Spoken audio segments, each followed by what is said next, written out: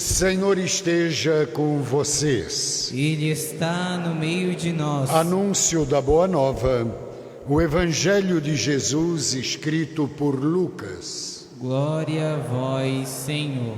Naquele tempo, Jesus, cheio do Espírito Santo, voltou do Jordão e no deserto ele era guiado pelo Espírito.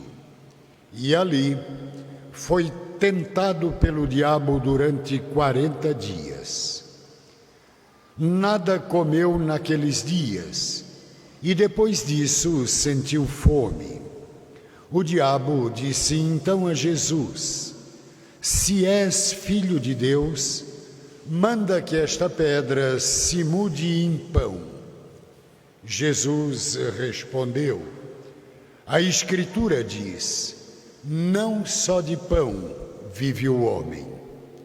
O diabo levou Jesus para o alto, mostrou-lhe por um instante todos os reinos do mundo e lhe disse: eu te darei todo este poder e toda a sua glória, porque tudo isto foi entregue a mim, e posso dá-lo a quem eu quiser. Portanto, se te prostrares diante de mim em adoração, tudo isso será teu. Jesus respondeu: a Escritura diz: adorarás o Senhor teu Deus e só a Ele servirás.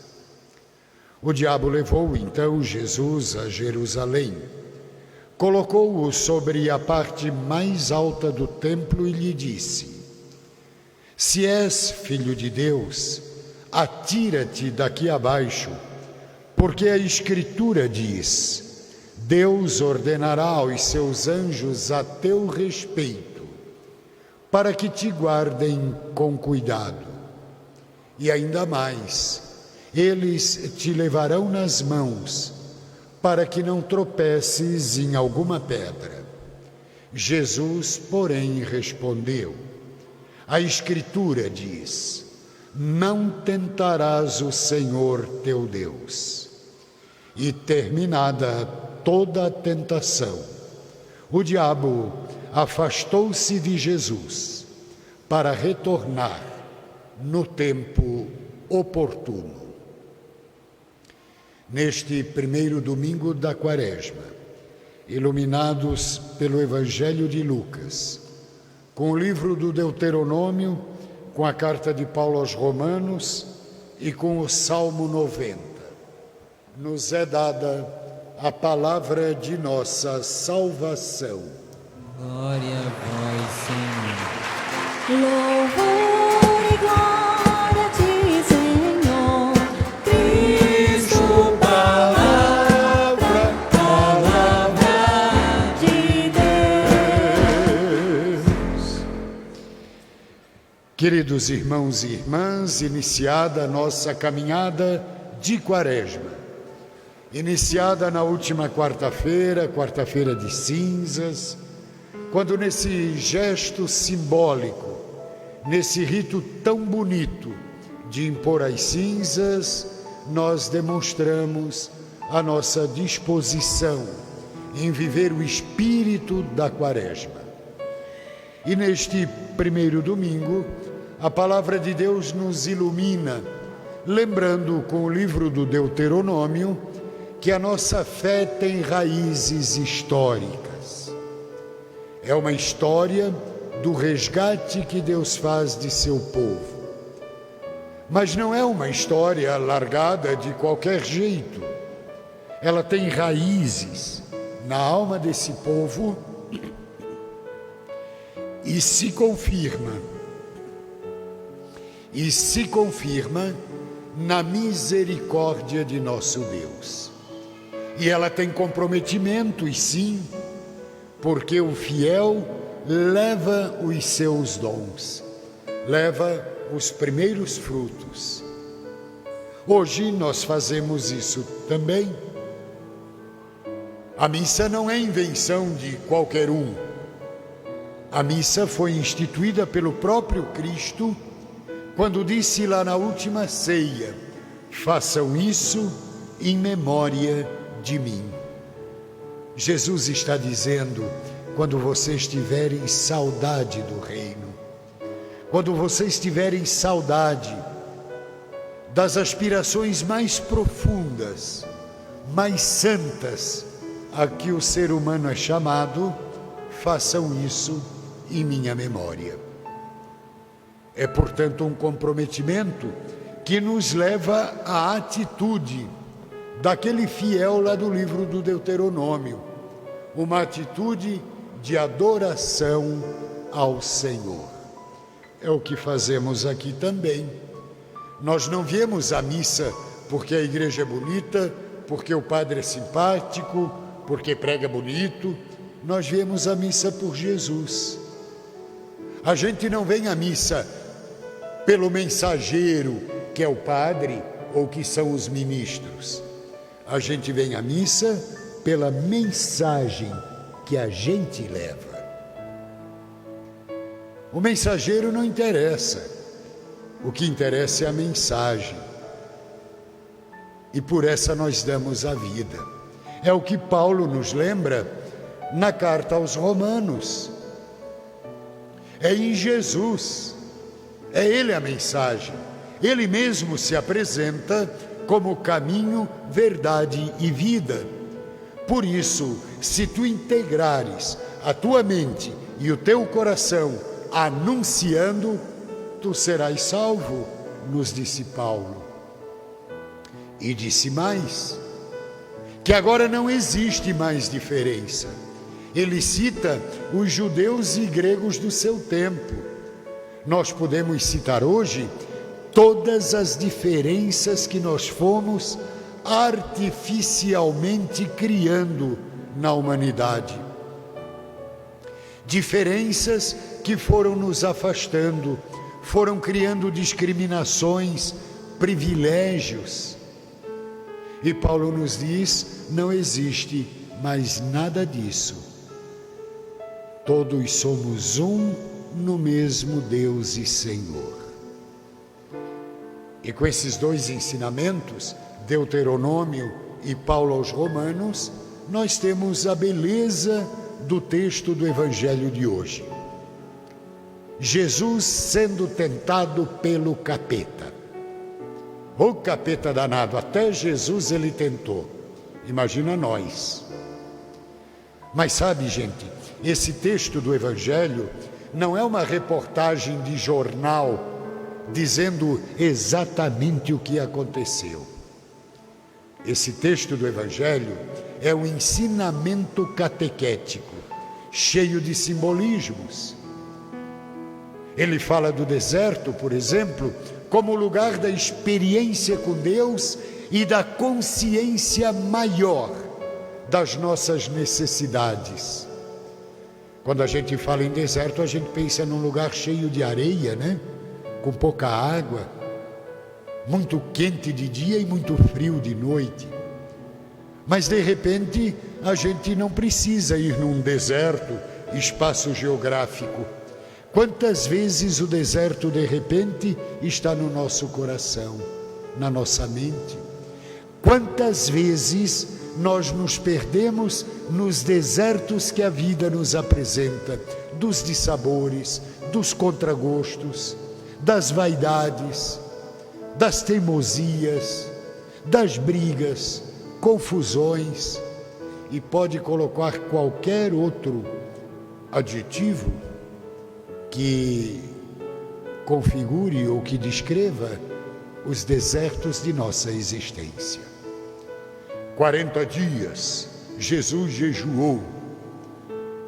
Esses 40 dias são um simbolismo dos 40 anos, um dia para cada ano, portanto, que o povo de Deus fez a caminhada do Êxodo, circundando a península do Sinai. Eles saíram tão na correria, tão depressa, que pegaram o caminho errado.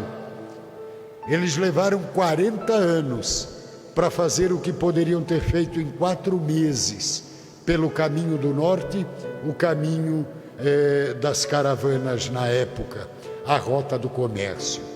Mas aqueles 40 anos de caminhada pela península do Sinai foram 40 anos de purificação. Nem Moisés, o libertador do povo, entrou na terra prometida.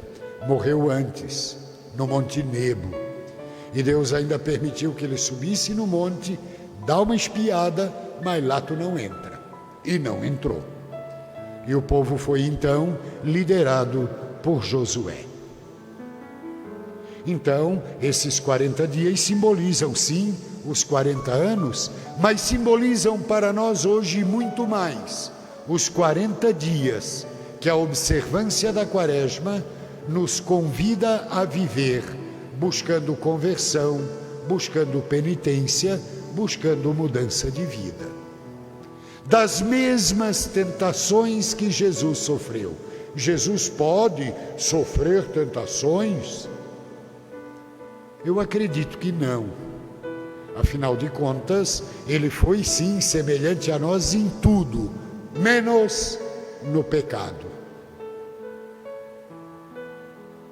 E aparece a figura do capeta, o diabo, citado no texto. Quando a Bíblia fala em diabo, a gente tem que ter a expressão grega da palavra diabo, que é diabolos. E no grego, traduzindo para o português, diabolos é aquele que divide, o que causa divisão. É fácil da gente entender.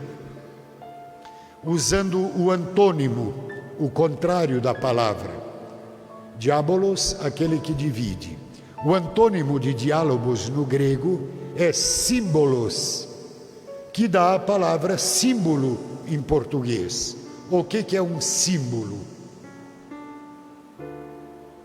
O padre usa uma estola, símbolo do poder sacerdotal. Uma estola roxa na Quaresma, símbolo do tempo de penitência e de conversão. Os torcedores de um time de futebol, quando vem o escudo do seu time, eles se unem, porque são torcedores do mesmo time. E se não for torcedor do mesmo time, passa longe. Portanto, símbolo é o que une. Diabolo ou diabo, diabolos, é o que divide. Estou dizendo isso para lembrar que o capeta que tentou Jesus continua tentando a gente quando nós dividimos, quando nós falamos e não apresentamos solução, quando nós criticamos, mas não ajudamos a superar, quando nós vemos defeitos, mas não estimulamos qualidades, quando nós somos encrenqueiros ou encrenqueiras, fofoqueiras ou fofoqueiros, nós estamos no reino do diabolos, no reino da divisão. Alguns de nós preferem ver o capeta. Ah, porque, padre, o capeta tomou conta. O capeta não toma conta de ninguém, não. Em 38 anos de padre, fui chamado muitas vezes para tirar o capeta e nunca encontrei. Encontrei pessoas necessitadas de apoio, de atenção, de uma sacolejada também para cair na realidade da vida, mas o capeta mesmo nunca encontrei. Os únicos chifrudos e chifrudas que eu encontrei na vida, o chifre não vinha do inferno, não. Vinha de outro lugar. Mas a gente gosta de botar a culpa no capeta. Ou, quando não dá de pôr no capeta, a gente bota a culpa nos outros. Ah, mas eu agi assim por quê? Não, tu agiu assim porque tu é sem vergonha mesmo, safado, picareta. Ou eu. Nós somos responsáveis pelas lambanças da nossa vida. Então a gente tem que ter cuidado com o capeta que anda tentando a gente hoje.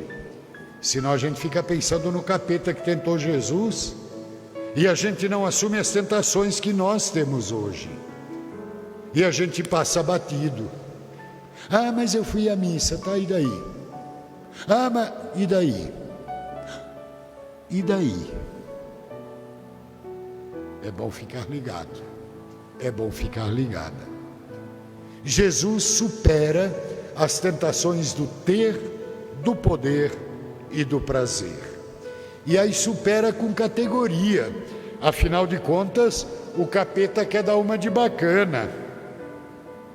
Manda que essas pedras se transformem em pão.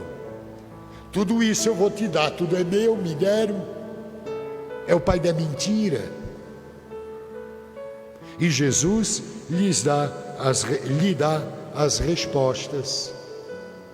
E Jesus nos mostra que nós serviremos apenas e tão somente ao Senhor. E o texto do Evangelho quer nos lembrar isso. A serviço de quem nós vivemos a nossa vida de fé. E a gente tem que ter cuidado, sim. Tem que ter atenção, sim. Tem que ter sensibilidade também.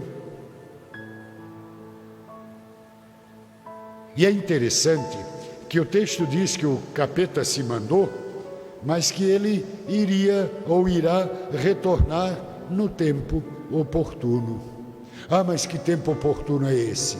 É o tempo que a gente dá bobeira, é o tempo que a gente perde a atenção, é o tempo que a gente não se cuida, é o tempo que a gente deixa a coisa acontecer, ao Deus dará. Aquela filosofia do Zeca Pagodinho, deixa a vida me levar, a vida leva eu, é até bonita como poesia e como música, para quem gosta desse tipo de música.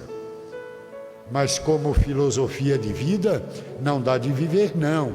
Deixa a vida me levar, não dá de viver não, vida leva eu, vai dar meleca. Eu prefiro nesse aspecto muito mais cantar com o Gonzaguinha. Eu fico com a beleza da resposta das crianças, é a vida. Viver eu e não ter a vergonha de ser feliz e cantar a beleza de ser um eterno aprendiz. Que nós sejamos irmãs e irmãos, aprendizes da palavra nesse tempo de Quaresma.